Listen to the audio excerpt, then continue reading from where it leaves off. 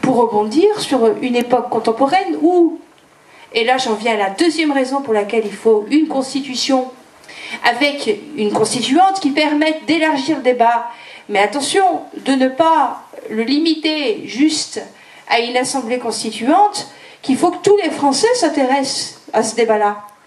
Et si on veut que tous les Français s'intéressent à ce débat-là, il faut en parler de partout, et c'est notamment le rôle des collectivités locales, de la plus petit échelon, de la commune, jusqu'au plus grand, en passant par la métropole, et jusqu'au plus grand qui est la région.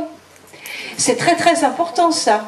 Et nos collectivités locales, qui sont d'abord françaises, avant d'aller partir de l'autre côté de l'Europe, proche de leurs frontières, une lutte de métropole contre métropole européenne, elles sont d'abord républicaines. Et il faut qu'elles le rappellent et qu'elles montrent que l'État français est important. Et parce qu'aujourd'hui, on a une époque où, je ne dis pas que l'État est menacé, mais il faut qu'on montre que notre État et la souveraineté de notre État n'est pas à jeter à la poubelle. Et il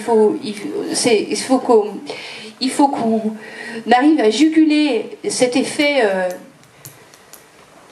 de transversalité qui est en train de se faire par rapport à la naissance des grandes métropoles européennes, avec des élus qui cumulent les mandats à tous les niveaux, président de métropole, président de grande ville, conseiller régional, etc., souvent députés aussi en même temps.